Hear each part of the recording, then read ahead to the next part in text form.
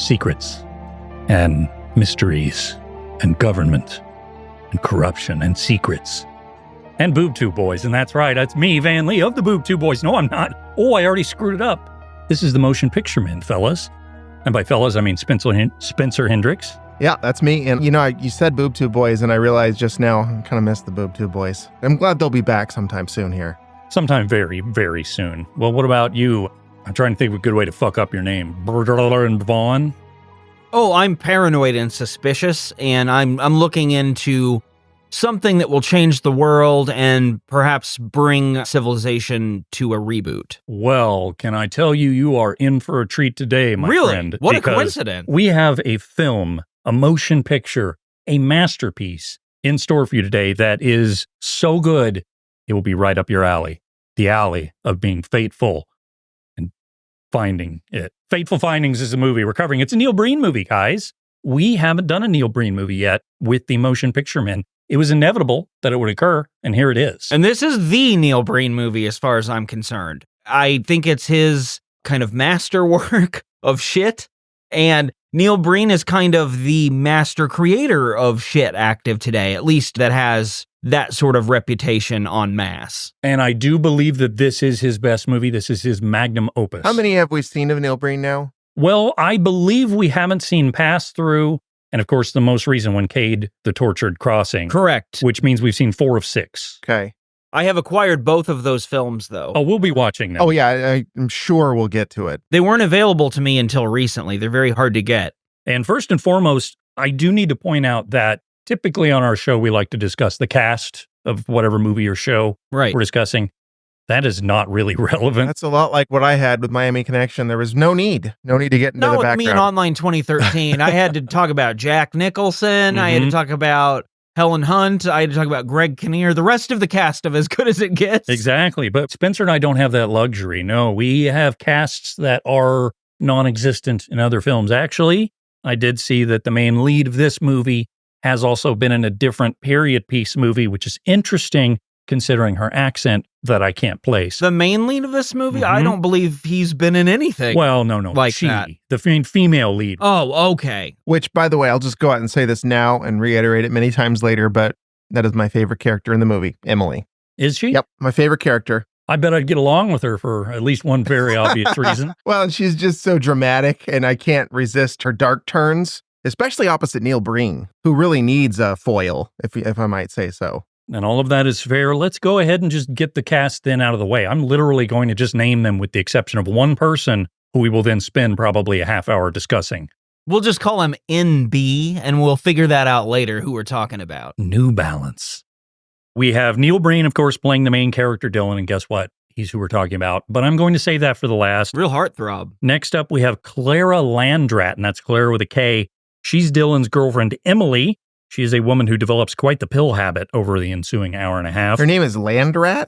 Landrat, most of them are, right? Because rats being kind of non-amphibious mammals. I'm going to tell you right now, we have such trouble getting rid of rats once they infest a place that if they become anything other than land rats, we are in deep trouble. Oh, you got a water rat in your hands there. Yeah. They're in the sky. It's almost as bad as like an air dolphin. That's scary. Oh, well, that is our end. Well, the actress is from New York, but lived in Africa as like a diplomat's daughter or something. So maybe that's what her accent is. I could have sworn it was like almost Scandinavian or something. That's where I was leaning, but I think it's made up. She was influenced by a dozen different accents and came up with whatever she uses. It's almost Wizoian in its ability to confound. It is memorable. I'll say that much for her. Jennifer Autry is next up, and she plays Leah, who's Dylan's long-lost best friend and love interest, apparently, possibly head of neurology. We'll get to that later.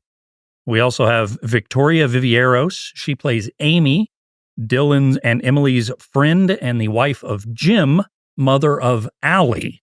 And Jim is then played by David Silva, which is not his real name. That's not what I had. What do you have? Tommy Dreamer? Yeah, that's pretty close. I said Jeff Bagwell, but, about the same. David Silva is what he's billed as. That is not his name. Someone on Reddit found him in a different movie, and he's not credited as that. And there was some huge, big investigation. They never found the guy. maybe he doesn't want to have been in Fateful Findings. Shame on him. You know what? I'm just going to interrupt to say, what a title. What a perfectly Breenian title. Because it's absurd when you really think about it. It halfway sounds like a movie title, but it's hard to say even though it's alliterative. Mm-hmm. Kind of weird. Kind of weird, says Brian about Neil Breen. Well, after the 4 hours that we're going to be using discussing him, you might change your opinion on that. Jim is, of course, the husband to Amy and stepfather to Allie. Do they get along? They sure don't. Why not? But do, but don't. Well, we'll see. We don't really know. Daniel Andrade, not like the wrestler, right? Isn't that Andrade and he Yeah. guy? Well, Daniel Andrade, she plays Allie, daughter to Amy and stepdaughter to Jim, and she's a lustful 13-year-old temptress of Neil Breen's character. That's unfair to say about any woman, though, in this circumstance when it's Neil Breen you're talking about. Because you're saying all women throw themselves in Neil Breen, right? I'm trying to think of a contemporary example of, like, I don't know, who's hot? Like a Ryan Gosling. Sure. Like, who wouldn't throw themselves at Ryan Gosling? Mm-hmm. Okay. I see where you're coming from, and I agree. So Neil Breen is the Ryan Gosling of 2013. Correct. Okay. You know what? He's the Ryan Gosling of 2024 now. Ryan Gosling is the Neil Breen of 2030. Wrap your brain around that. I'm going to have to take some time to sort through this. Well, we're going to cycle all the way back to the beginning now because that's it. That's the cast. There are some other weird freaks that show up, but for the most part, these are the ones we need to know like about. all Neil Breen movies, most of the cast is comprised of people he's found. He's stumbled across. And I mean found. Literally. He's pulled them out of probably out of traveling circuses, things like that. Well, we have a bit of a Tommy Wiseau situation on our hands here because not a ton is known about Breen's early life. We know that he was born on the East Coast and had an interest in filmmaking from an early age. Eventually, he becomes an architect because as a kid, he knew he couldn't make it in the movie industry. How wrong he was. He wanted to do something creative, and he found architecture, and I do admire that about him. I think that's neat. And he, by all accounts, was a successful architect because that's how he's funded these movies. There was a rumor that came out that he had a real estate license, and so he was some big real estate mogul. The truth is, he got the license for 1 year and barely made any money off of it. It was just a blip. But after Double Down, his first film came out, someone searched him, found that, and made up this thing, and that is permutated society. So anyone who talks about it thinks that's true. It's not. However, the sentiment stands, which is this is a guy who's worked sort of an office type job for his whole life. Right. And he made some money on it, enough to make a movie. I don't know what the budgets are. They're not listed, but it is not much. $50, $60. But he does admit, very proudly, in fact, that he doesn't find himself to be scummy in the regard that it's, I'll pay after we have success or whatever. He agrees to contracts up front. He pays people what he agrees.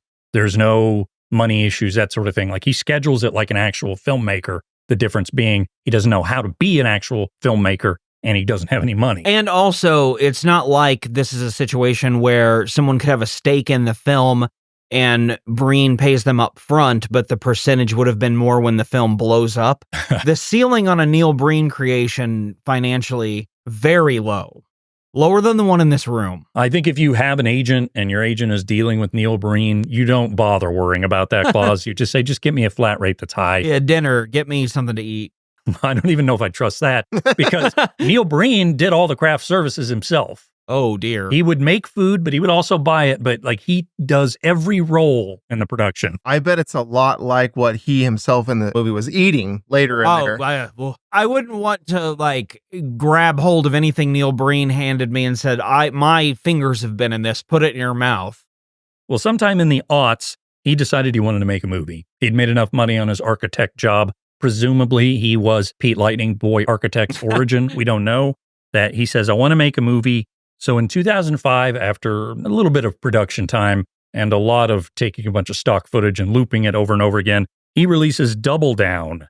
This features Breen as a hacker genius who develops a biological weapon that can eliminate the Las Vegas Strip, but he has a conscience and he doesn't want to just harm those who don't deserve it. Right. So, there's a little bit of a question who there. might want to harm, though? The bad people. Oh. That you can't explain it further than that. I wonder if he continued to explore that theme. We'll see. It did become a minor success, but it was not a big one. It was not Fateful Findings for him.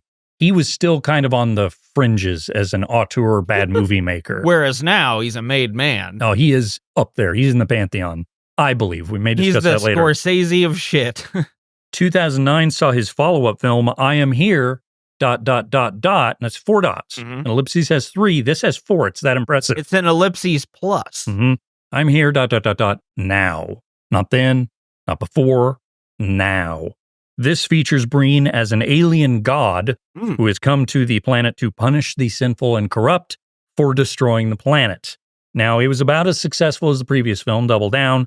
It did garner a cult following, but again, not too much. All of these, are mostly desert shots, these early ones. He definitely filmed near where he lived, which is the desert. So basically, his first 4 movies are 90% desert. Then it's green screen. Then comes along 2013, and along with it, Fateful Findings, the movie we're covering today. It is what I consider his magnum opus, like I mentioned earlier. I think the earlier 2 movies were sloppy, if that's understandable. Like the early Beatles pop albums. Sure. You like them for what they are, but when they really come into their own, it's the full realization of all those ideas at once, plus some new ones. It is realized, it is refined, it is crisp, despite not being any of those things actually There's in reality. Big, fat, dusty book in it. And then from later, the next couple of movies, I think the quality goes a little downhill, but that's the most negative thing I would say about it. They're still enjoyable. And we'll talk about those in his catalog a little bit later on. But before we move on to the next movie, I did want to talk about our experience watching it because this is our first Neil Breen movie. This was the first thing we'd ever seen. And I remember my story of learning about it. Basically, our whole friend group, 3 of us, as well as your sister Mandy, Brian. Also known in this podcast sometimes as AKJ 519. That's right. We all kind of had gotten back together after not really talking for a few years.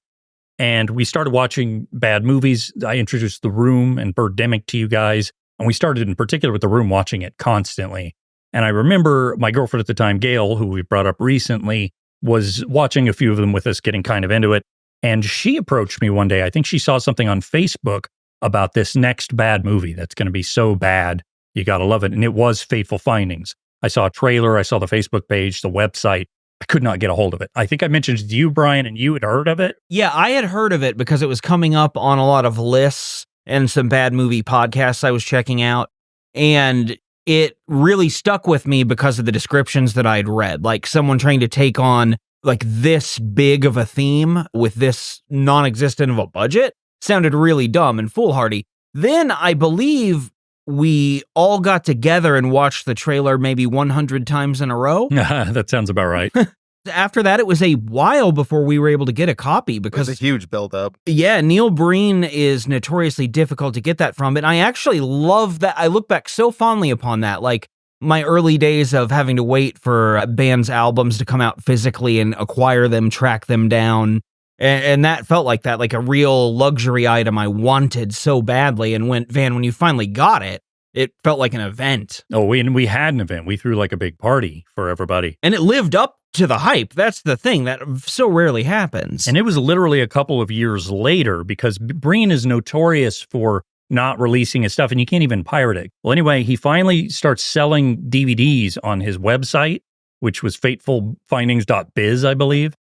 And it was $35, but I happily paid it. And back then, that was still quite a bit of money. Still is to me now.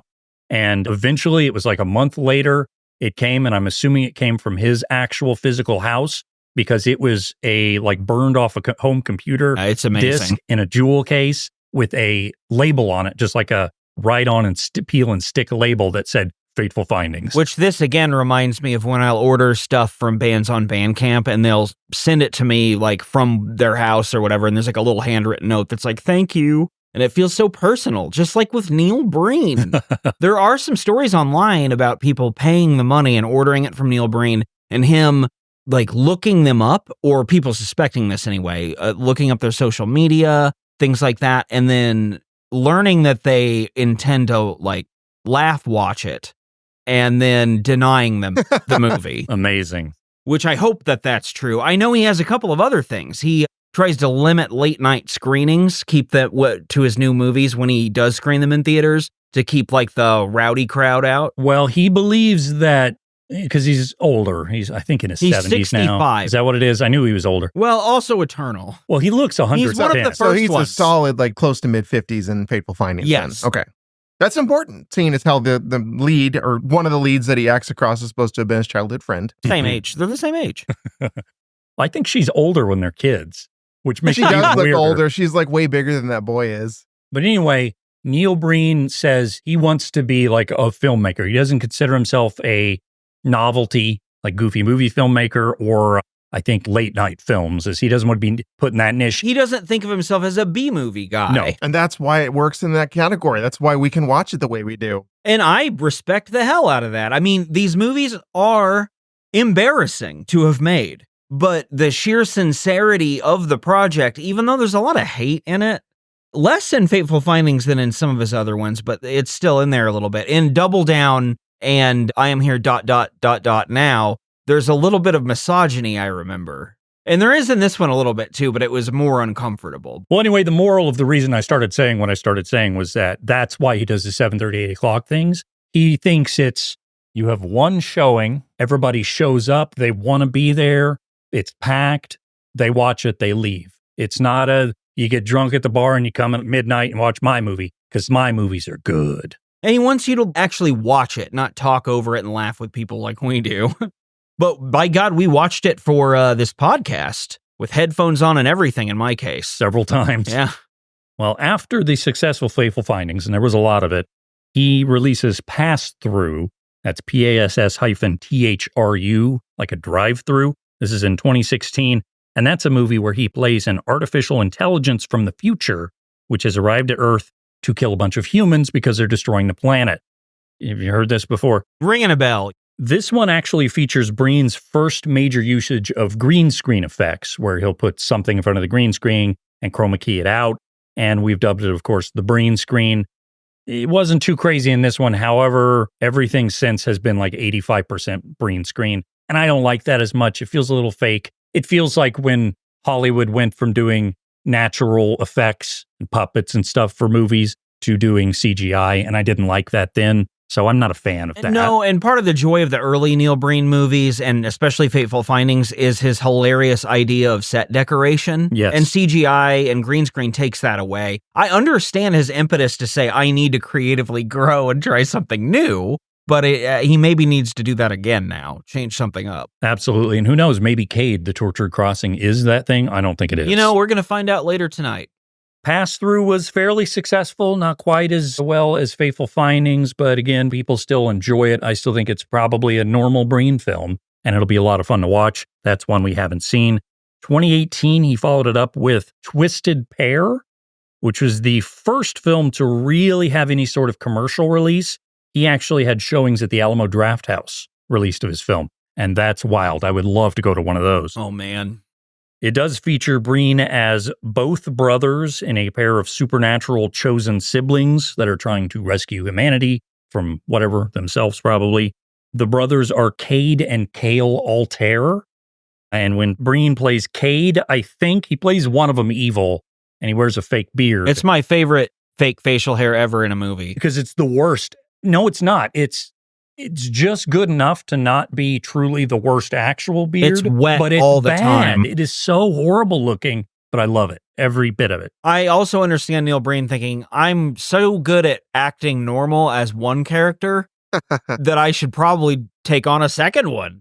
I think it's fascinating to have any idea of what Neil Breen looks like with facial hair, because that guy doesn't have any. He's He doesn't smooth. have hair anywhere. And I don't think he shaves it. I don't think No, it's somebody I plucking think him or he anything. just kind of looks like that. Mhm. So him having a beard is startling. He has that like grandma hair on his head and then no hair anywhere else. And we've talked about this with his skin. It looks like if you pressed into it, it would yield. yeah. You could push it in and he'd fall apart. He's physically one of the world's softer men, and his hair does also appear to be that in the same way. Like it's permed, but not permed. I think you'd have to be really gentle with him or you just pick him into pieces. You hurt him real bad. Well, you know how you see like skeletons, and I don't know if they really do this in movies or whatever, where if they died with a full head of hair, the full head of hair will be there. That's kind of like what his hair looks like, is a skeleton that has died and the hair's been there for 50 years, but it's still there. I think that hair is like part of his skull. I really do think so. I don't think it's like the normal sort of follicles going on in that. I think it's part of his bones. Thus, it hasn't changed for his 70-something years on life. It came out and stayed like that. And then finally, in 2023, Breen released spiritual successor to Twisted Pair. That one's Cade, the Tortured Crossing. It does apparently feature a return of the two brothers from the last movie. However, he has come out and said, and again, I haven't seen this one yet, that this is not a sequel to the last movie, despite starring the same characters. I don't know. It's very weird. Maybe he just means it's like another chapter in their story, but not sequentially after it or something. I think he's just dumb in that way. That could be. This may not be like a George Lucas type deal where he's arguing the chronology. He's like, this is episode 8, Cade and Kale story. I call it the Phantom Menace. And then he's Watto. My favorite part of the Cade and Kale one we saw was just how much of it was repeating to each other how close they used to be. That was like 70% of the dialogue was the brothers had fallen apart because one of them's evil, the one with the beard, and the other one's trying to still do the right thing. That's one of the most common causes for divorce in this country is one of them's evil. And that's how they spend most of the movie talking about that, lamenting that this wasn't always the way. This movie has a little bit of that too. Yeah, he does kind of hit on his themes and really latch on. I'm wondering if maybe not a lot's rattling around in the old noggin I don't think idea-wise. so, but apparently he is very capable of an architect, and I don't see it. I don't know how this guy can be really good at anything based on what I'm seeing in his movies. I wouldn't think design expert based on anything. I guess so, though. I guess it's like, holy shit, this guy knows his architecture. You know what? I bet I think I call it the psychotherapy building because there's 2 different psychotherapists in that building. Uh-huh. And one of them may not be real, but anyway. Maybe it's a hotel also. It might be, but we see this big, beautiful double staircase and all kinds of stuff. I wonder if he designed that building or something. And then he was given permission to film there. Further proof is those double staircases almost look like a twisted pair. Uh-huh. The buildings that they use for this movie are all pretty attractive. I don't know if he was involved in them, but even the house that he and Emily live at, it's a nice looking house. That's actually his house, by the way. Yeah. It's a good house. The interiors are kind of gross, though. Well, they just look like they were decorated by an old man grandma. The taste is probably lacking.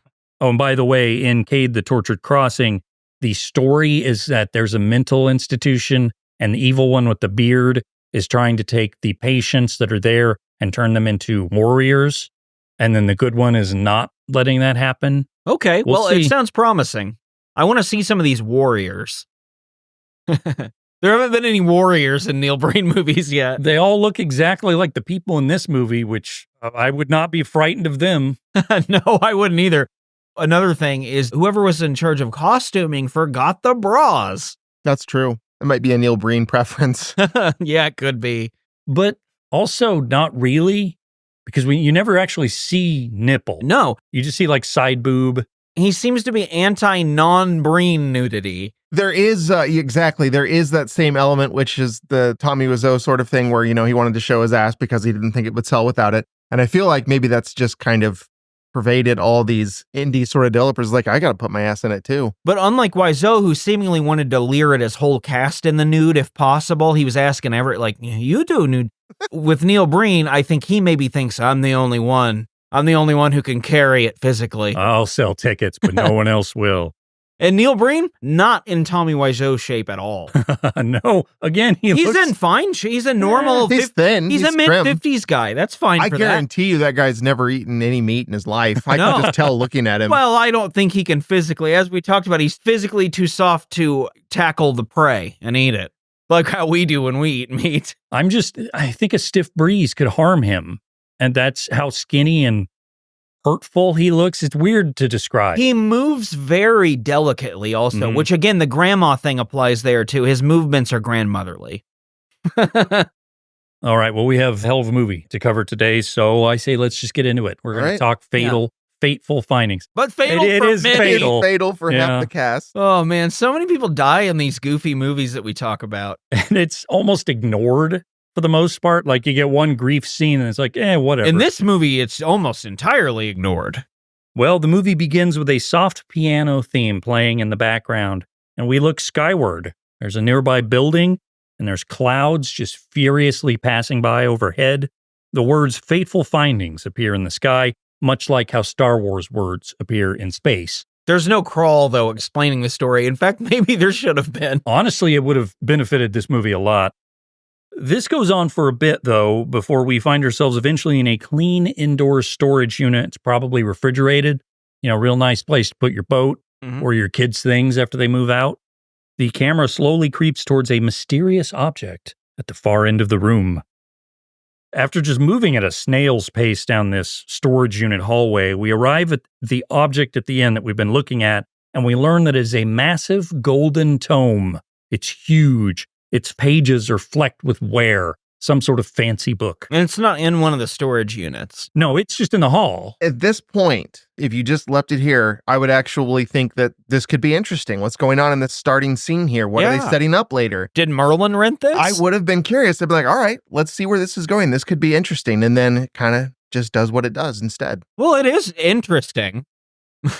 Now, does he speak to the book later, or is he just talking to an imaginary audience? I think it's one of the faded people he yells at. Because it looks like he's talking, because it shows up toward the end, and I swear it's like he's talking to it. Yeah. Well, there were 3 people, and they fade. The book's still there. Then he talks. So it almost does look like he's yelling at the book. I'm just trying to figure out the nature of the book and how it factors in and why it's the first character we meet in this movie. Perhaps it is God. It is like the prophecy that foretells him as the chosen one. So you're saying like we as viewers are baby birds in this instance, and the first thing we see, that's mom and dad. So we see this book first and we're like, oh, must love book. Exactly. And the filmmaker is instructing us to latch onto this book as an object of importance early on. If you're showing it like that quickly, yes, I would expect you to follow up and actually have some kind of a story with this book.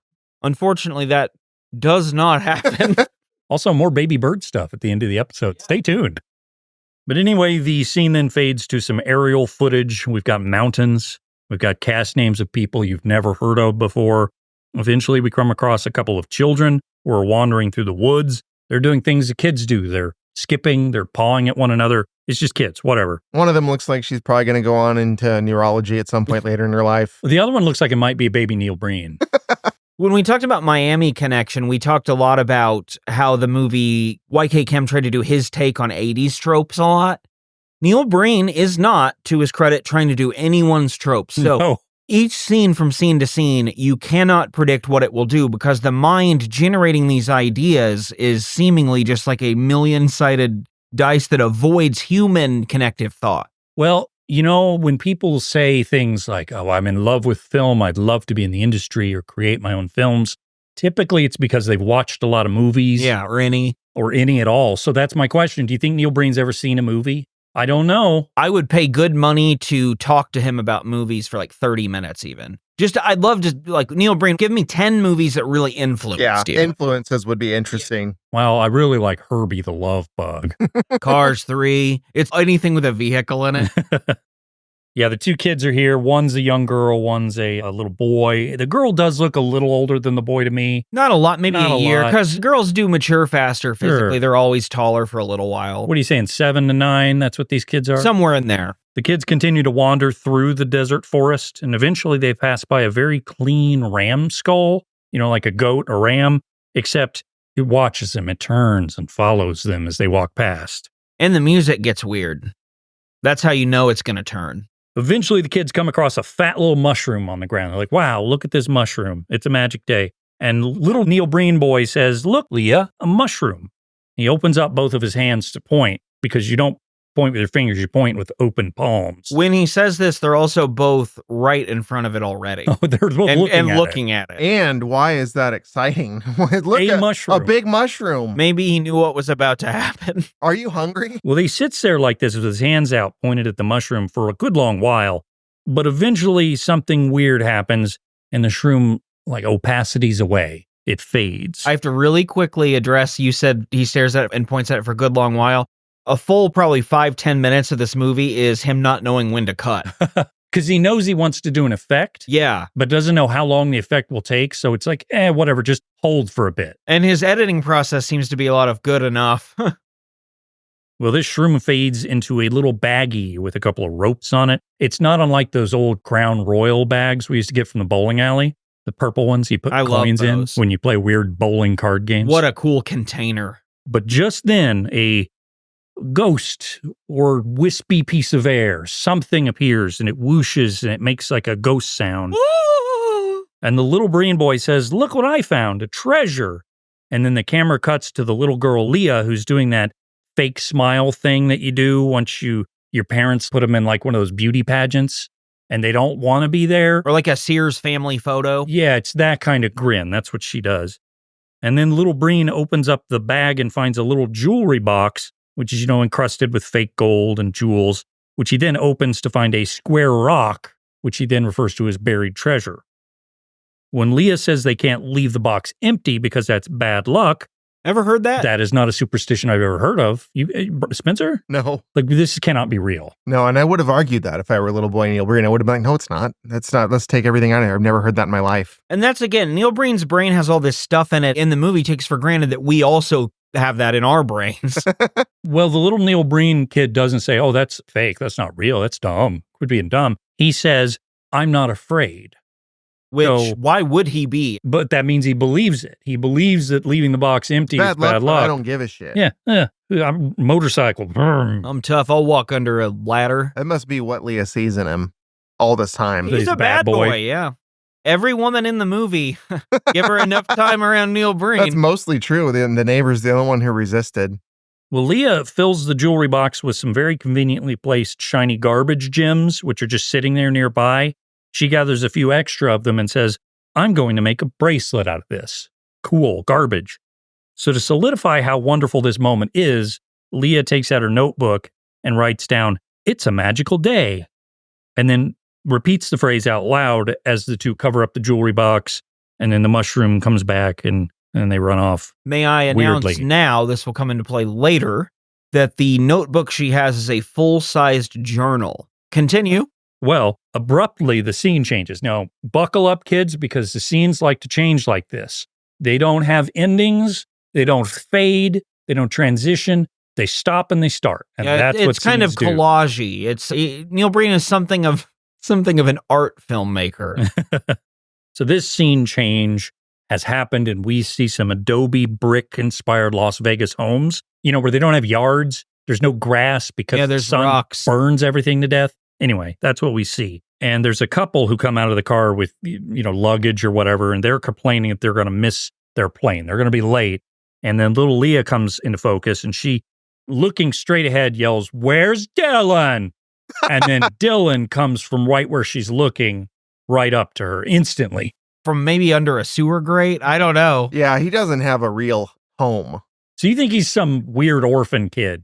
That would explain a lot of things, Spencer. I think he's from the forest that they're in. Where he knows exactly where that mushroom is. And he's like, "Look, Leah, a mushroom." He's a little sprite. He was testing her with filling the thing back up. I get it. Maybe he was raised by deer or something, and that explains his kind of disconnect with human reality. And his fragility.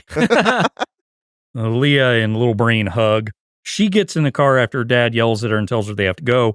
So her and Dylan do this weird thing where they high-five each other, but they hit, and then they stay there. Like a hand press? Just pressing into one another. The car begins to pull away, and then Leah starts waving like Richard Nixon that one time when he gets on the plane. And Dylan kind of wanders in the middle of the street chasing after her. He waves his hand, screams her name. And then when I guess she's out of sight, he goes like, "Oh, shucks." Like all 8-year-old kids I'm do. assuming, they gave him very vague directions. Like, just look real disappointed when she pulls away. And that was what that kid's idea was. Is like, I'll just be like, "Darn it, she's gone. The love of my life." Finally, as we're treated to images of Leah riding away and Dylan flailing his arm around in a wave, the banal, monotone voice of our hero, Mr. Neil Breen, he comes screeching into our ears. The man himself explains exactly what's happening in the movie. Leah and I had a fantastic summer together. But Leah's father got transferred and they had to move. I never heard from her or saw her again. Which, as Brian pointed out, is a lie. Yeah, not true at all. No, this is just like in Online 2013 when the lovebirds separated at too young of an age. Who knows if they'll get back together again? And just like in Online 2013, some of the emphasis on syllables is misjudged. Now, you know how movies and shows and stuff, if they're going to show you a younger version of a character in like a flashback and then show you the current version you're going to be looking at, they'll kind of fade out from one to the other, fade in. There will be a visual cue that serves as connective tissue. Well, Fateful Findings does actually do that, except instead of slowly, like I mentioned, it actually does it violently fast and jarring because Neil Breen is a jarring man to look at, as we've discussed. So we've got little weird kid to boom, 50-year-old Neil wrinkly Grandma Breen. And when you first get your eyes on him, you're seeing Neil You're Breen. drawn to him. You are drawn to him because there's something about him that does feel alien. And it just always is present in his acting and his presentation. But also sort of, I get a sense that the haircut he has is one that he's had since the 1970s. And his hair's thinned out considerably, but it's still poofy. So again, it's that grandma quality, but you're seeing a guy trying to dress in a young man's business suit. Yeah, and I suspect we're supposed to believe this is like 25 years later or something from when they were 8 years old. That should be fair because she looks about 30. He looks early 30s to me, yeah. Well, we're presumably 75 years in the future because he is ragged and worn. Dylan's walking out of a building wearing a suit, and he's calling his girlfriend Emily on his cell phone. She's at home. She's washing one little plate in the sink that is very clearly already clean. And she then puts it right back in the sink that she pulled it out of before washing. She's not washing the dishes pretending to. Maybe that's where they store their clean dishes. back there. In the sink. And these are the sorts of little things in movies like this that would be so easy to not get wrong. But every single one of them is wrong in this movie. And these are controllable. Like, if you're operating on no budget, why not nail all the things you can nail? Right.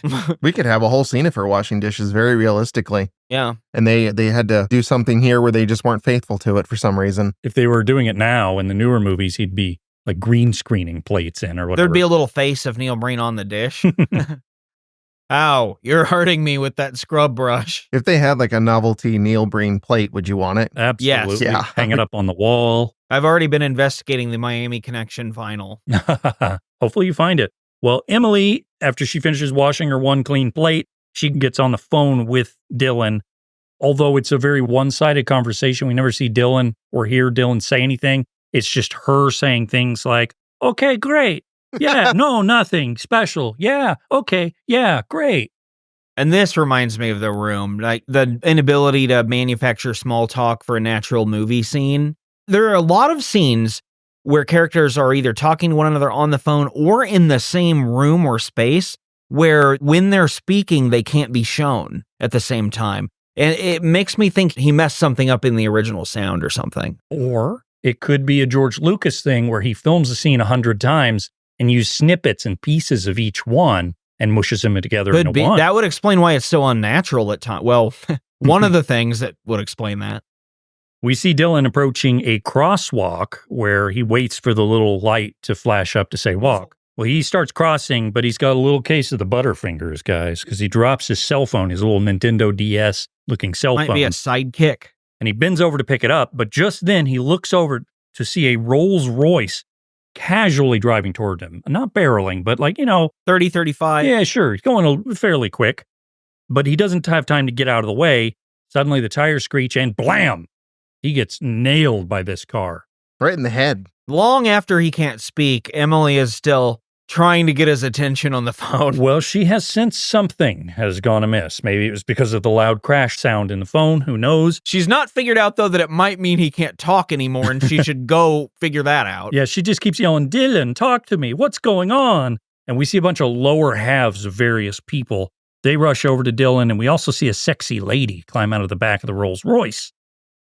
These people here start yelling things like, is he dead? And it was the Rolls Royce that hit him. The I one that's saw still it. right there. Yeah, the car that didn't try to drive away or anything. There's blood on the front of it. It stopped. It's parked. It's that one. Get him.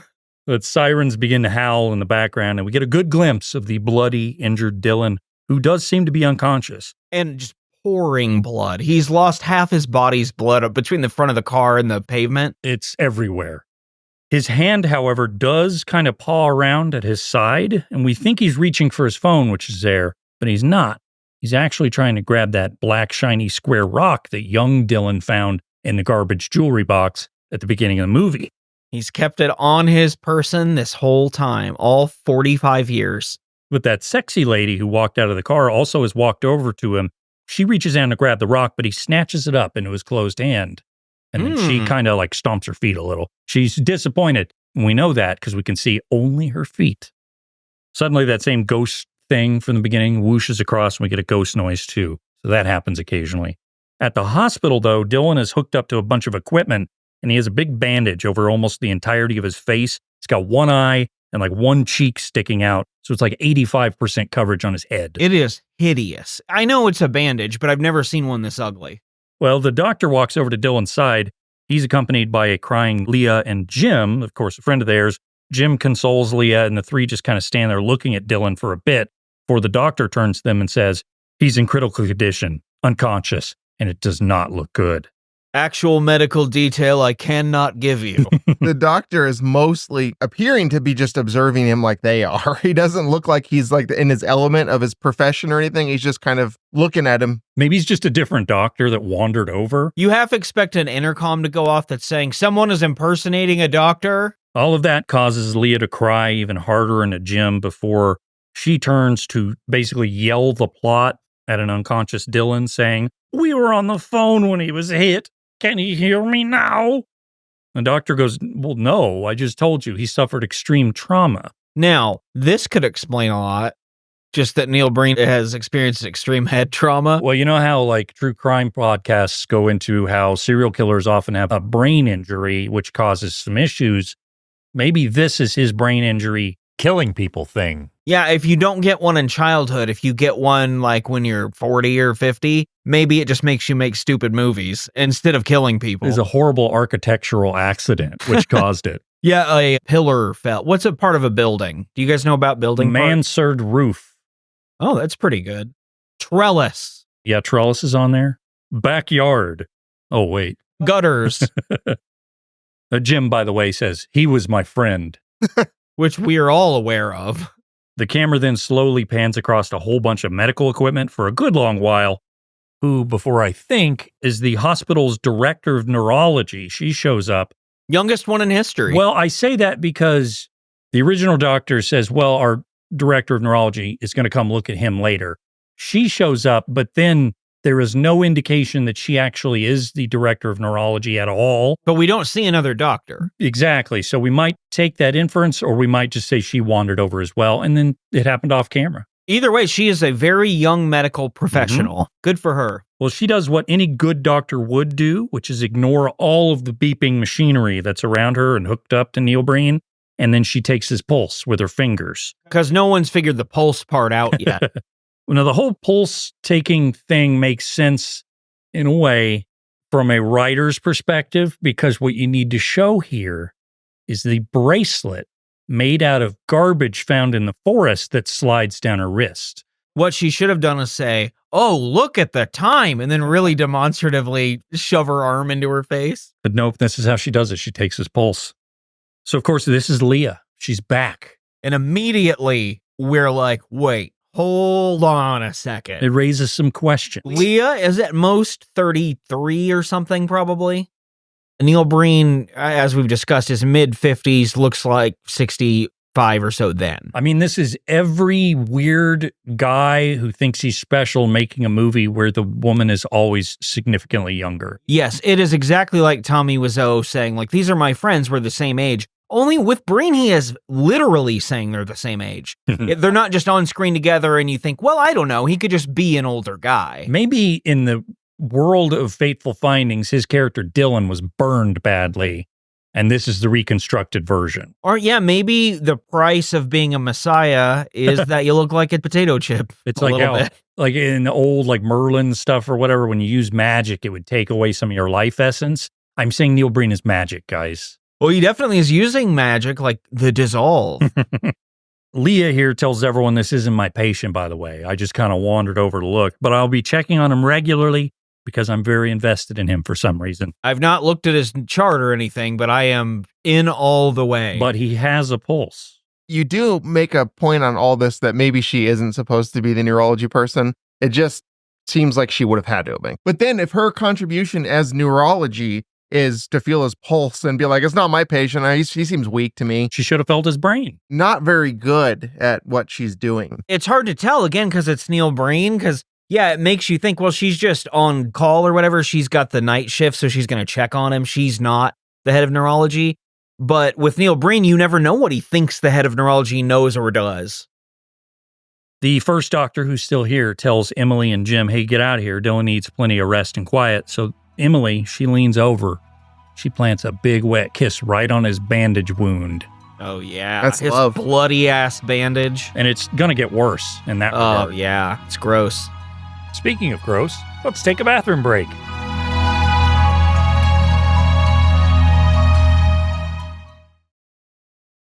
Later on, we see Dylan lying motionless while in bed, and the air conditioner kicks on, so like the blinds shuffle a little bit. It's supposed to be a ghost, but it sure looks like the air conditioner. Or the sprite of fate or whatever that thing is. Yeah, just paranormal stuff. Yeah. We know I thought that. you were going to say Paramore at first. It's the band Paramore. She's too hot for him. That's all I can say. Who is not? Yeah. But we do see Dylan's clutched hand open up once again to reveal that shiny square rock he always has. Suddenly, Dylan's one uncovered eye, because again, bandages everywhere. Kind of wish he kept it on the whole movie. The entirety of the film. That'd be amazing. Given the speech at the end. Well, his one uncovered eye bursts awake and he begins to take out all of his tubes and stuff. Eventually, he lowers the side of the hospital bed and starts lurching upright like a malnourished Frankenstein. He walks out of the room and does his hospital gown thing where it catches on the bed and we see some booty, sweet Neil Breen ass. Yeah, this is the Wizzo. And upon watching it at my computer with headphones on, there's straight up back of the balls. Yeah. Oh, yeah. My first thought when I saw that was this is kind of in the Bootu boy / motion picture man pantheon now. We had the Karn cock and now this is the Breen butt. Two very iconic private areas. And of course the of Tommy important tush. men that we've covered on the course of the show. Beautiful bodies, guys. The camera focuses on the now empty bed and slowly turns down to show the dirty carpet for a bit before our first instance of a shiny black business pair of pants and shoes show up.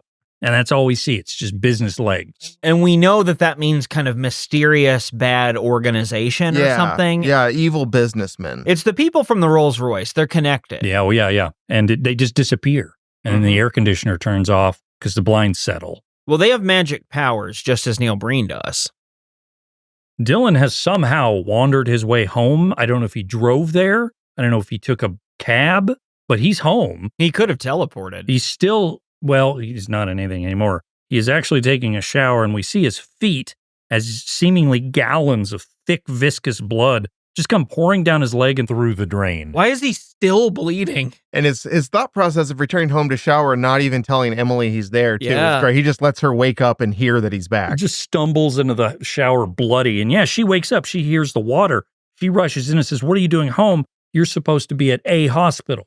Not the hospital, a hospital. Why is there a mummy that, the head is a mummy, but the body is a nude old man? Why is that in my shower? Well, he answers what happened. He says, I let myself out. And then his quivering voice comes up and he says, help me.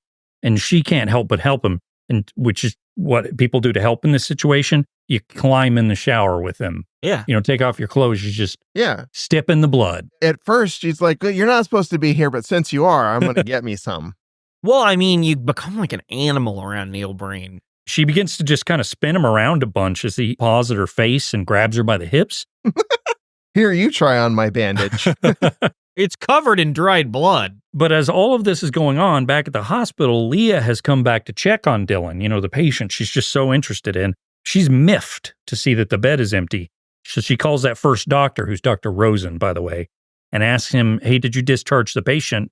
And the scene shifts to Dr. Rosen, who is, I guess, on the roof of the hospital, because the camera's like a BJ view looking up at him, and all we see is sky. I think he went and took a break to go, buy some groceries or something. He's not where doctors would be working at all. No. I guess he's off duty. He's golfing or something. He's off duty, but it was already, I think, nighttime. I don't know. Oh, that happens a lot. Like, good morning, and then it's pitch black out. But Dr. Rosen says, no, I didn't discharge him. Let me look into it. I won't, though. I won't be in this movie anymore. Bye. Forever. Dr. Rosen died on the way to the hospital that morning. Now, we're probably 15 to 20 minutes into the movie so far. And this entire time, and I mean this entire time, there's like a Hobbit flute song playing in the background, just nonstop. I don't know how to describe what that vibe gives me when I hear that music. It's very medieval. Yeah. It's not appropriate. No, that's the most important part. Theoretically, now this movie is what it is, but you would want kind of, I think, investigative sci-fi-ish type, because that's what he's aiming for, is kind of a mystery / science fiction story. Yeah, but instead we've got Bilbo's life is coming to an end. Yeah, he's like, well, I need to get the music done for cheap with my low budget, so I hired the local Ren Fair band. An indeterminate amount of time passes, and we see Emily on her phone. She's sitting at the kitchen table, which has a bunch of weird shit on it. And she's on the phone with Leah, who I'll remind you is not aware that Dylan is actually her childhood friend whom she dug up mushroom trash alongside in the forest. She wouldn't think so naturally by looking at him either, because again, he looks horrible compared to her. She just took an interest in him. That's it.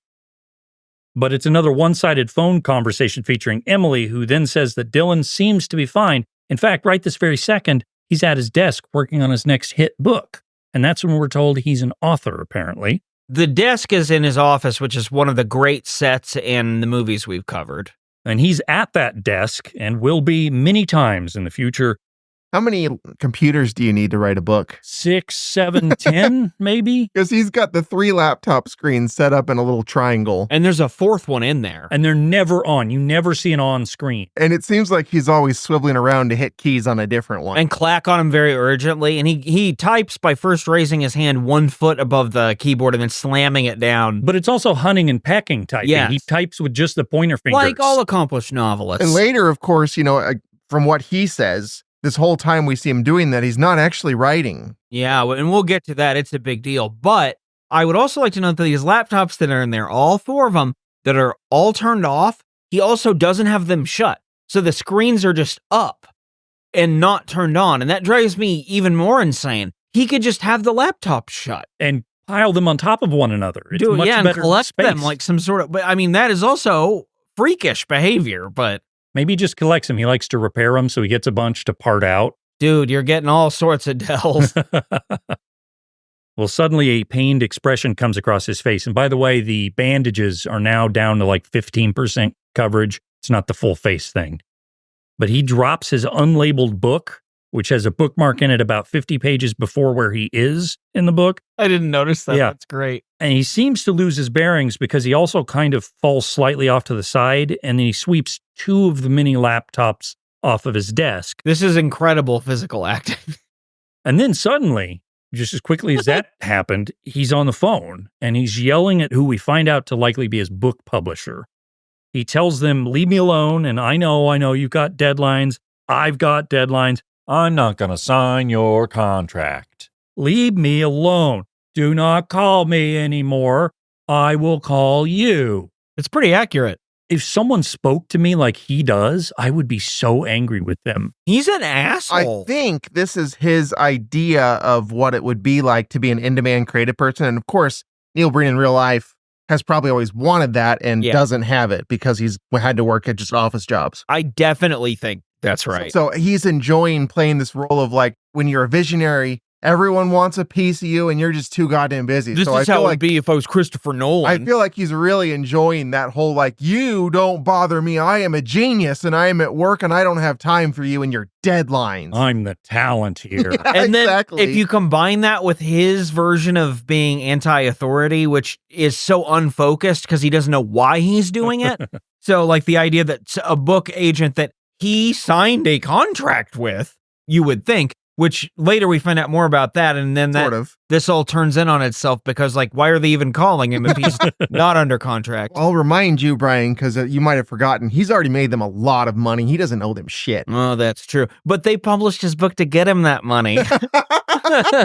And he agreed to do it. He also has sold out if he thinks he hasn't.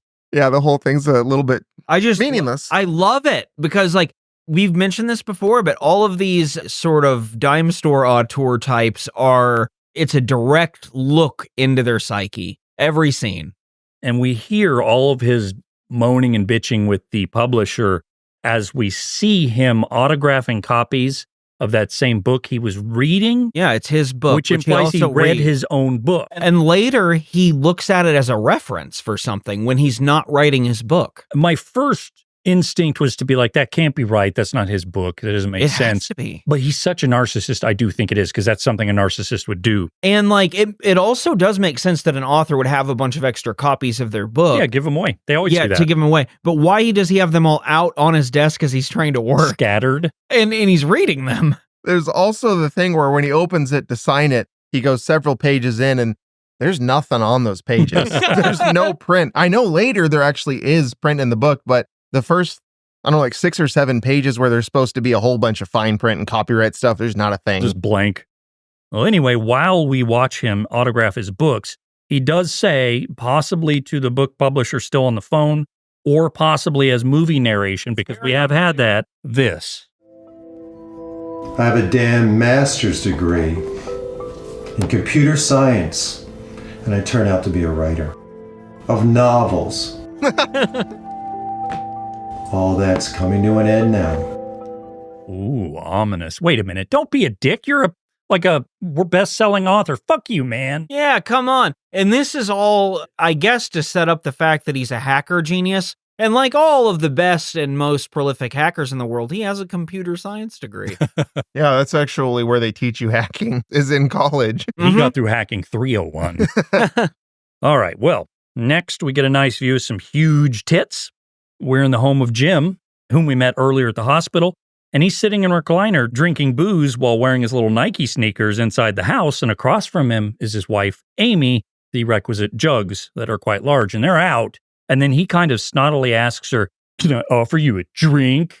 A lot of the scenes between Jim and Amy wouldn't be aggressive if they weren't read the way they are. If the guy wasn't aggressive. Yeah.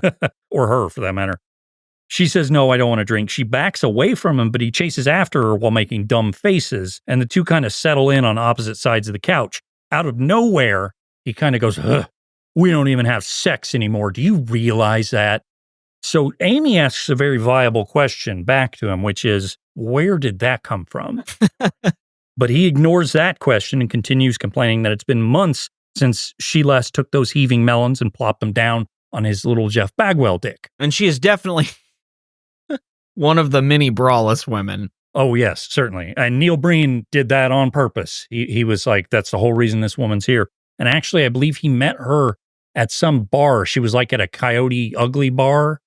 And that's, yeah, you know. He probably was like, it's part of the character's backstory that she doesn't like bras. Jim continues and says he loves her and that it is important that they share each other's bodies.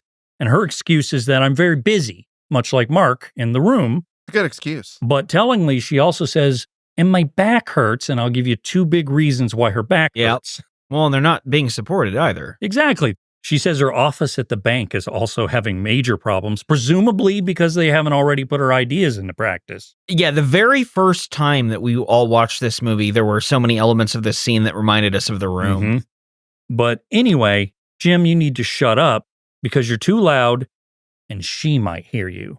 And when Amy says that, the camera reveals that there's a young girl behind a corner listening to the whole conversation. And Jim snarkily says, "Oh, you mean your stepdaughter?" Okay. So Jim is saying your stepdaughter, so it's his daughter? I don't understand. But not her. I didn't even put that in my brain. You're right. Which makes this whole movie make even less sense, really. Okay, so Amy marries Guy A, right? Guy A is a kid from a previous marriage. They split up. So Amy takes that kid and marries Jim. Or it's Jim's daughter, and he's saying, like, why don't you deal with your stepdaughter while it's actually his biological kid? There is a later scene where he says that it's your turn to watch her. So yeah, he acts like she's a pet. I don't really know what they have in mind with Allie. I don't know who she is. Oh, I know what they have in mind for her. I'd be willing to bet Neil Breen has never had or been around children. He doesn't know how it works. Yeah. Well, and these side characters that he was determined to thrust into the movie never really, I don't know exactly what they're doing or why they're here ever at any one of these scenes. I can't help but think with Neil Breen, like with a lot of these other filmmakers, they try to put some comedy in there, or they try to put, various different elements in their side characters. But with Neil Breen, I think everyone's trying to make some weird moralistic point of his. Everybody's actions. Jim also says something like, maybe she should hear this conversation. That way she doesn't make the same mistake as you. What that mistake may be is unclear. Not sure. And we will never find out. But basically, he's a dick. That's what we're learning in this little conversation. These two just don't like each other. That's the crux of the whole thing. They do have a pillow fight. Yeah, she angrily pillow swipes at him, but not really. Pillow fight doesn't say to me real argument when you put it on screen. Fun, goofy moment. Yeah. Back at his desk, Dylan is now working on one of his mini laptops. It might be a different one, might be the same one. We don't know. Might be on, might not be. We don't see the screen. This one's probably a 10-year-old Sony Vaio. That's not a name I'd thought of in a while. And he's feverishly typing at a pace only best-selling novelists can do. He suddenly stops and begins patting his own body down before asking, "Where are my pills?"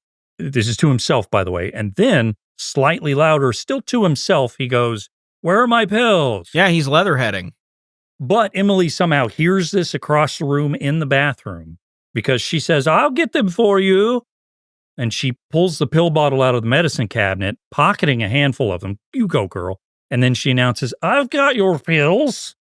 I don't know what the accent is, so I'm just doing It's relatively close what you're doing. It's not far off. It doesn't make any sense, but I mean, neither does hers. She tosses the pills to Dylan as he lets out a playful "thank you," and he catches him. But before he does the right thing and takes a bunch of pills, he instead stops, changes his mind, and says, "I don't need these. I'm not going to take these anymore." I love that. All to himself. So he heads to the bathroom, and we finally get a good look at what he's wearing in this scene, which happens to be a light blue denim-like button-up, long-sleeve shirt. It's an old man shirt, but it's probably a quad XL. Yeah, and he he's a is small 90 guy. pounds. Yeah, it's way too big. And every single shirt he wears in this movie, too big. And half unbuttoned. Got to show those pecs off that he's worked so hard to get. And his hairless chest. Mm-hmm. Like a lizard man. He really is. Appropriately in the desert. And that's how the brain works, because it's not like humans do. I've eaten just about all the bugs I want. Where's my heat rock? Dylan says, "No more," while looking at the pill bottle a few times, and then he struggles to get the lid off before bending over to pour them into the toilet. It was child-proofed. This is an old person thing. I guess when old people used to want to get rid of pills, they'd pour them in the toilet. Don't do that. That's very bad for your local system. It affects the water supply, doesn't it? Keep the pills. And also, he doesn't even flush them. No, he just pours them in there. Leaves them in the bowl. And walks away. But before he does pour them, Emily's here watching all this, and she kind of waffles a bit. She's like, maybe don't do that, okay? No, And we get a you might sense need now. those. Yeah, Emily might want to have fun later. But he dumps them in regardless. And then he takes the pill bottle and flings it, and you hear it bounce along the tiles and porcelain. It's very weird. No one's ever done that. You would carry it with you, throw it in the trash, set it on the counter. You would not throw it into the abyss. After he leaves the bathroom, Emily rushes over to the toilet and she starts pawing the pills out of the bottom. She also holds them in the palm of her hand, just kind of looking at them. And that goes on for too long. While toilet water trickles down. Put your hand under regular water, rinse them off, then put them on a towel and dry them. And this is one of those convenient things Neil Breen just doesn't seem to care about, which is that he didn't flush the toilet. It makes me wonder what he's normally doing when he goes to the bathroom. I don't think he does go to the bathroom. I don't think he creates waste. That So could the be. whole concept of a bathroom is foreign to him. That's why he climbed in the shower when he was bloody. What are these gross rooms humans have? Like if you go to his house and you open the bathroom, it's musty because no one's been in there. I do have to give credit to Emily, the actor, for actually sticking her hand in that toilet Yeah. bowl and grabbing those pills. And it was a dirty toilet. Yeah. You can get a good look at You it. could see a little ring in there, Mhm. and she just reached in there and did it. She had a soggy hand when she pulled that thing back. I got to tell you, though, I'd do it. I'd paw at some pills out of a Out toilet. of Neil Breen's I toilet. probably would too, especially if they were Neil Breen's pills. The story alone. I thought for a little bit when I was watching this the first time, because it hovers on her face forever, I was just going to have her actually go ahead and take the pills Right right out there. of the toilet, straight out of the toilet bowl. The toilet water likes to go down faster. Maybe that could be Emily's side story, is instead of the pills, she gets addicted to toilet water. Maybe that's not weird either, because I could see Neil Breen just getting on his hands and knees and crawling over and lapping toilet water out Like when a he's thirsty. Doberman. This is how people drink. Suddenly, the air conditioner in the house turns on and papers begin to blow while at his desk. There's a bunch of windy sounds as that shiny black square rock that he always has falls off of a folder full of paper that he placed it on and onto the desk. Then a whole bunch of weird shit happens. Dylan plays with the rock in his hand for a minute before we focus on a room. Every wall's made out of black trash bag, and we're slowly kind of going through it. And then we see at the very end of it a kneeling, nude Neil Breen with his back to the camera. And this is like recurring imagery that seems to happen when he's really got that stone in his hand and he's giving it a good rub. Rubbing stones, Brian. It's like his mind goes to this trash bag room when he's got the stone. It's the Infinity Stones. He's a real Thanos type, you see. He looks a lot like Robert Downey Jr. I can't. We then do zoom in once more on his hand, which is kind of fumbling that black rock around, but we're snapped back to reality. We're no longer in the trash bag room. We see a smiling Emily who is just staring at Dylan and asks, "Where were you just now?" She says, "You were mumbling something." And then we finally get to see an extended shot of his hand fumbling the rock, and it turns out the rest of him was like lying on his desk with his arm and his head, possibly his head fully resting on it. It's a very weird situation for any human to be. And it is his default collapse to the desk sleep position, which happens 3 times in this movie. He looks right at Emily, gulps a couple of times. He's got a real concerned look on his face. And then he blurts out this. I feel like something's inside me. It's not a soul, I can tell you that. She says, well, you're clearly still not well from your whole near-death experience, and you did lose a lot of blood, and she's right on that. And then he asks if he remembered to take his pills, which, of course he didn't. And of course she knows he didn't because she just watched him pour him in the toilet. Which makes me wonder exactly how many of those she's already taken. But he doesn't say anything. He just sits there. So later on, we see Dylan walking up a cool double staircase where he approaches Suite 1111. This is the office of psychotherapist Dr. David S. Lee. No relation, guys, by the way. Although I realize it would be, like if he took my weird pseudonym last name, my dad, it would be David Lee. Oh, yeah, that's true. I mean, that's my real name. Your dad wasn't this guy, though. He was not this guy. My dad is dead. You know what? This guy's dead. This guy's 100% dead. He's dead now. He looks dead here. So does the other therapist. The other therapist is... Well, wait for that. Yeah, okay. Wait for that. There's a I whole could bit. go on. In the office, though, there's a big conference table, and at one end, we have Neil Breen. And at the way other end of the office... I don't think that's a very good way to do therapy. I don't think it's ever been done this way, ever in the history of therapy. There's 15 chairs worth of distance between these two. I like to make my clients feel isolated and alone when I have we have therapy to yell sessions to with hear them. each other. It's, of course, Dr. David S. Lee, psychotherapist. He's a very old, very floppy, wet-mouthed man. He's really sweaty and like panicky. And it's an ill-fitting suit, bifocals at the end of his nose. And his only real means of treating Neil Breen seems to be to make him take medicine right then and there. I can up the dosage. They sit and stare at each Here, other. take these. But then that's all he does is he keeps saying, I've known you forever and I could have given you drugs then, but do you need more medication? He's also a real shit talker to Breen. Like, he's a therapist whose method is to say, like, I used to think you were cool and now I hate you. Yeah, he seems like maybe he somehow has been upset by something Dylan's done to him. Like, I don't know. And he's worried later that he's going to someone else. So I think this therapist is just very protective. He has a real old carny vibe to him. Like, he doesn't seem like a medical guy. Yeah, this whole building, wherever these therapists are, I question that it's a legitimate place of business. The sign on the door has been printed off in Times New Roman and taped. It was written on Word. Yeah, it for sure was. Dylan says to Dr. David S. Lee, psychotherapist, I'm feeling less stable. And then he leaves and he's back home. That's it. No more of that. Well, for now. Back in Dylan's office, he's on the phone, again, I think with his publisher. This time, he's kind of begging a little. He's saying, I need more time. I'm struggling to recover from the accident. More importantly, however, he has a coffee mug that he's placed on the trackpad of his laptop. By the way, not one of the side laptops that he has, the one he's actively working on. Yeah, the main one. This scene is, I just want to say, really great. It's delightful. His head does start to hurt again, and he makes a bunch of terrible moaning sounds that I did not like listening to. And he smashes his fingers into the sides of his head every time it hurts. And he picks up his coffee cup and shakes it very strangely, like shaky, like, oh, I'm weak, that kind of shaking it. Before he plants it right back down on the laptop keyboard, he then throws his head onto the desk and has a flashback to being hit by a car earlier in the movie. And then he attempts to lean over and take a sip of the coffee. Because that's all he can focus on. He's like, I can barely stay conscious, but I need this coffee. This coffee. I think this plays more in the lizard brain. Those lizards, they see a critter that they want to eat, and that's all they can focus on. He sees that critter that is coffee and thinks, I must have coffee. All his bodily systems are still focused on drink coffee from mug, no matter what else is going on. But he's collapsing, so he ends up passing out, moaning a bunch, and then pouring the mug of coffee all over his face. It's all over the table, on papers, laptops, it's everywhere. In the keyboard, and he's like wiping it around while he's passed out to make it worse.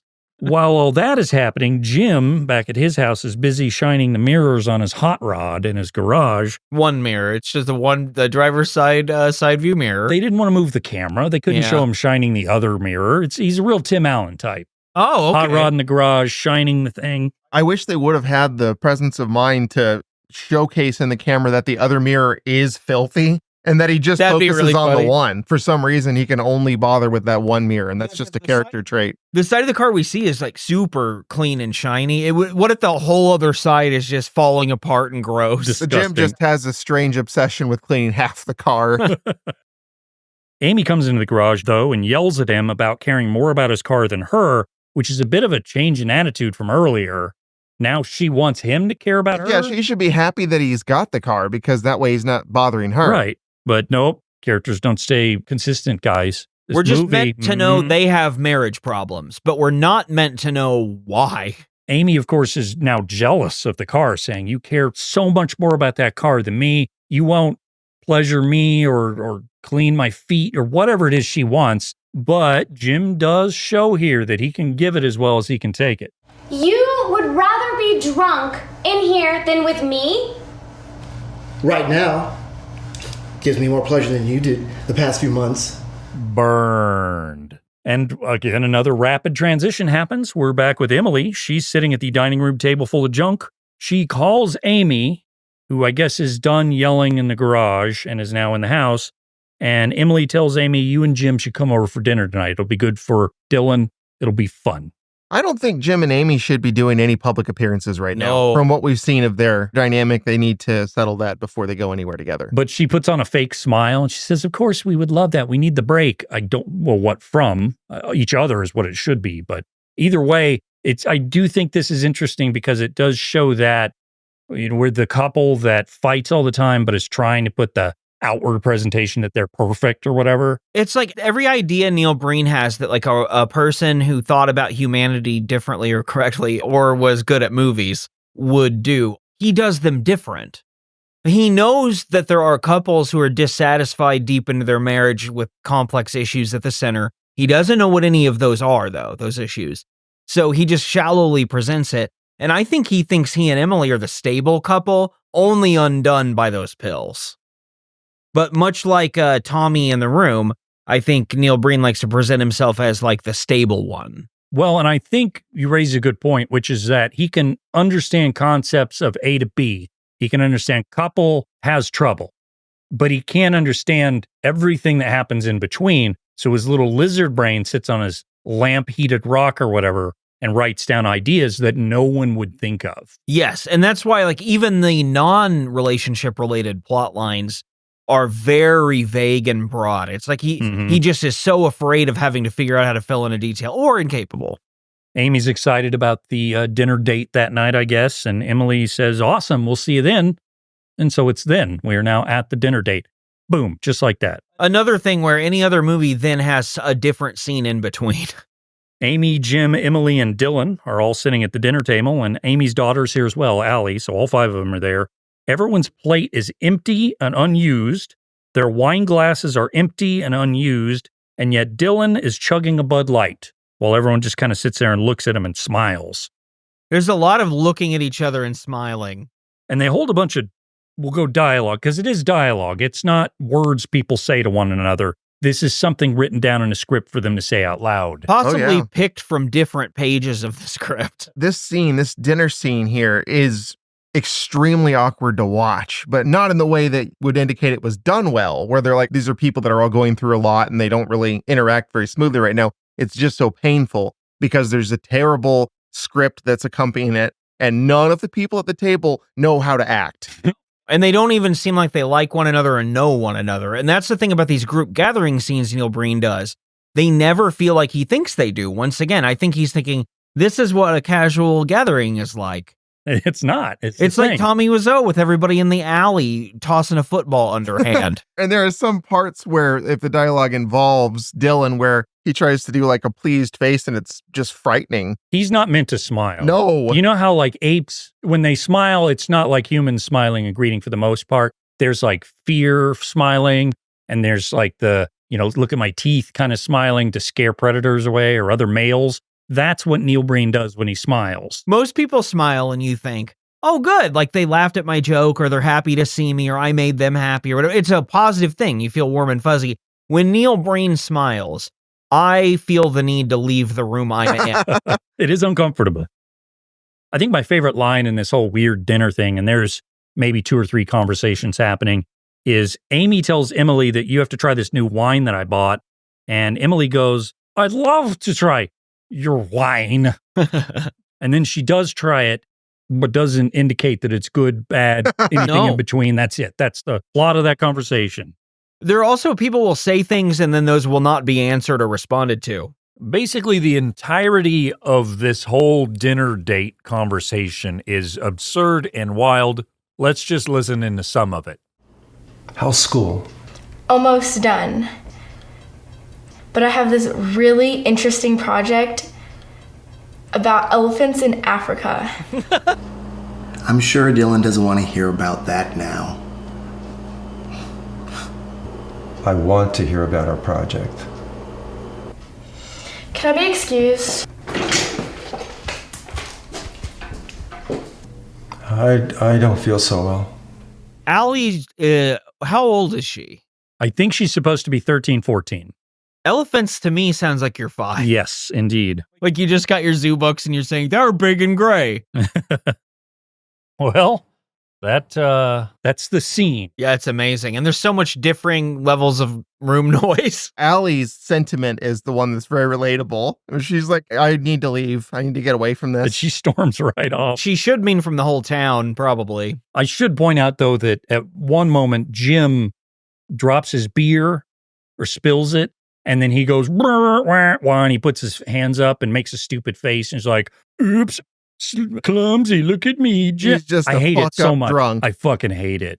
It's awful. And then we cut again, and then that's not having happened. Like, no one's cleaning it. No one acts like he's weird. Well, after that, just clusterfuck of a scene. I guess, I don't know, that seems like that's too polite of a way to say that scene occurred. Anyway, it seems like it's later that night because, well, maybe it's an hour later. Who knows? Because the sun is still out. Could be in the past.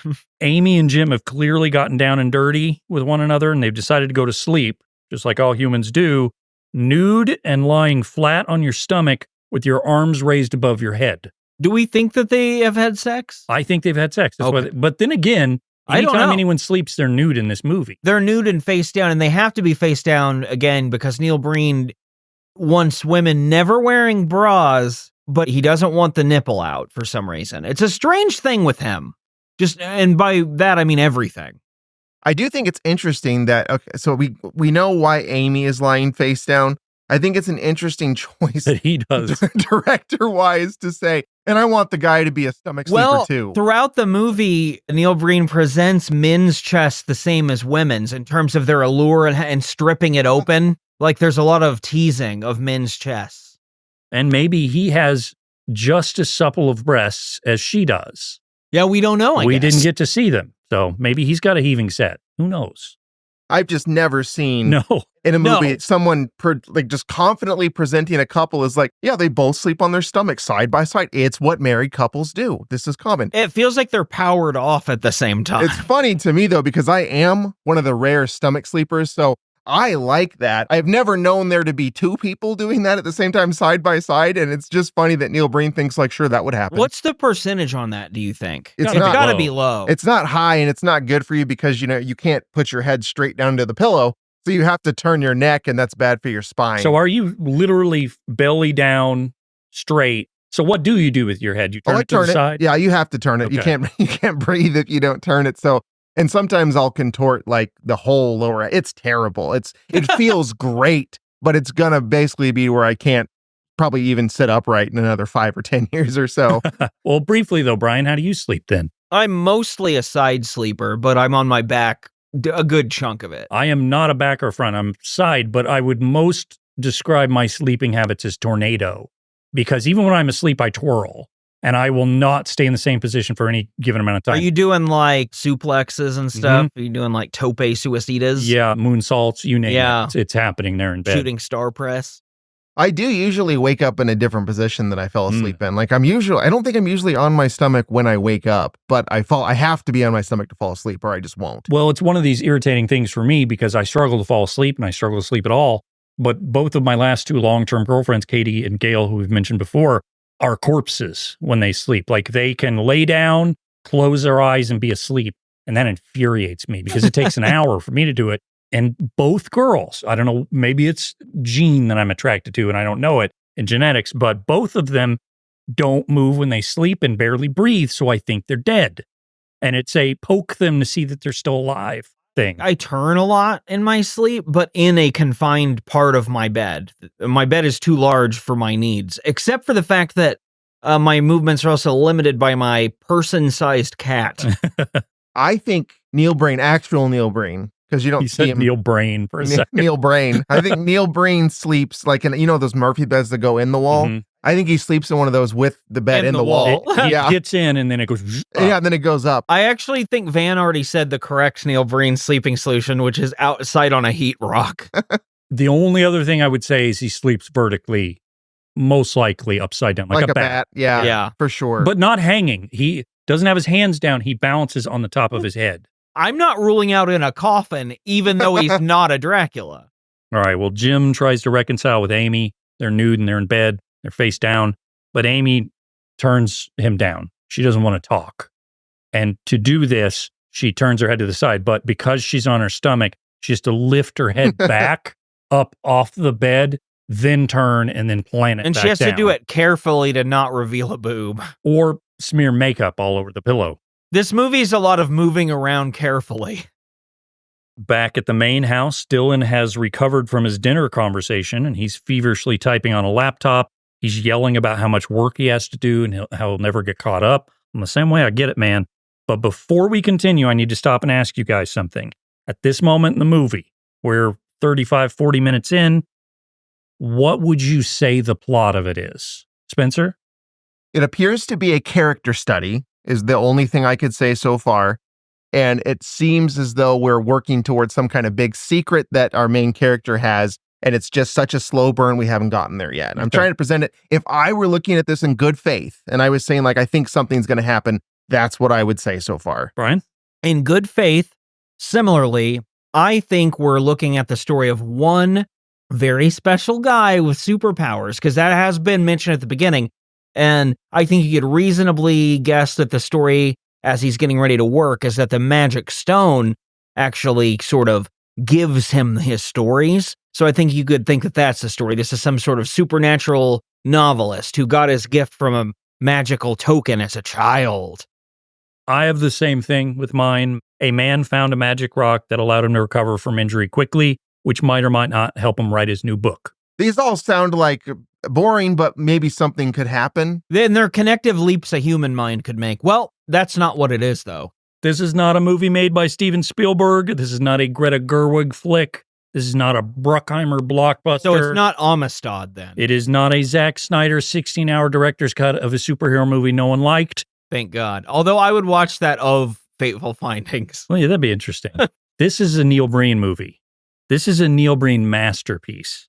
So everything you thought was happening up to this point in the film is wrong. And we're like 35 minutes in? Because if you thought in a Neil Breen movie, you could go any amount of time without being preached to about corruption and places of power, you're wrong. I'm going to continue hacking into these government systems to see what I can find out about all this national and international corruption I know is going on. I really like his sarcastic national. The clacking as he can only type when he stops talking. Oh, I really wonder where he got his material for corruption and how it's such a nasty little thing that he's adamantly against it. Yeah, what happened and to never him? seems to have any real examples of what that is or what it entails. Someone was mean to his architecture business or something. Yeah, I wouldn't give him a grant or I something. can't think of what else it is, but he's got this real hate hard-on for corporations and government, and it's so vague in general. Which we agree with all this, to Sure. with actual reasons. Ours is a little more specific. Yeah, a little more targeted. But what it reminds me of more than anything is like a teenage punk band's first release when they're just like talking about taking down the system, and you're like, what system though? They're mad at the man. You haven't said anything. But who's the man? And much like with Fateful Findings, while the message may not be clear, the artifice that surrounds it is fascinating. Well, that's a wrap on our first part of the Fateful Finding coverage. It is it. You may have thought it was about a writer or a drug addict girlfriend or an unhappy marriage or whatever Dr. David S. Lee, psychotherapist, is up to. But in truth, it's about government corruption and one man who's poised to take it all down. And a magic stone. And a true love from the past. Well, next week when we return and finish off the movie, we've got sex, we've got mysterious gyms, we've got suicide, a couple, we've got young topless girls falling for Neil Breen in his saggy sunburned body. It is going to be quite the adventure. I'm looking forward to it. I had a rating here for the first half of this movie. Let's hear it says 400 out of 10. That is accurate. Well, if you like what we do, go to patreon.com/Bootu Inc. You can find free stuff, bonus shows, again, free on there. You don't have to subscribe. You can if you're there. You don't have to. We're on YouTube. You can check out the videos there. We have bonus stuff in addition to the regular shows. Apple Podcasts, give us a rate and review. I'll get a tattoo of that big fat book with the tassel coming out of it. Okay, I'll get a tattoo of a mysterious square gym. I could do that, Spencer. Get a tattoo of some pills in a toilet. There you go. Leave us an Apple Podcast rate and review, and we'll do that. 5 stars. Don't do this 2-star bullshit. Fuck you. Yeah. And don't have a vendetta against Fan about something related to baseball. Yeah, if you hate me for baseball, yell at me on baseball. Yeah, Don't or- do this. Anyway. This is a novel concept. Think it over. Keep it to yourself. What if Neil Breen hears this and gives you 1 star? That's because fine. That's you're not okay. being very nice to his movie. Neil Breen, please come on the podcast and talk about it with us. Yeah, you can tell us why we're wrong or right or whatever.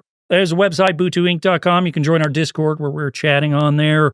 bootuinc@gmail.com. That's an email. If you want to send an email to us, maybe we'll read it on the show. Do all that stuff. We have one last thing before we get out of here, though, guys. A bird has set up a bird's nest in the light fixture by my front door. And actually, I believe on the podcast, we mentioned a bird had gotten in the house Yes, previously. for a while. Turns out that was actually mom or dad. And anyway, they're still there. 4 eggs were laid. All 4 eggs have hatched. All 4 chicks are doing great. It's awesome. It's beautiful. See life and all that They're shit. very cute. They're my babies. I'm protecting them. And you know what? We're going to name them right here and now. And you've already named the parent birds. I named the parent birds. I decided to make them after Bootu Boy stuff. So, of course, I went with Gior is the mother and the father is Smith. Of course, Walker Smith. This is from Babylon 5. Go listen to those episodes. Makes it convenient if you want to chant the birds' names. That's right. But we've got 4 babies to name. I've decided each of us will name a baby. Katie has also named a baby, which I will reveal is, and this might fuck you up, Brian, Birdman.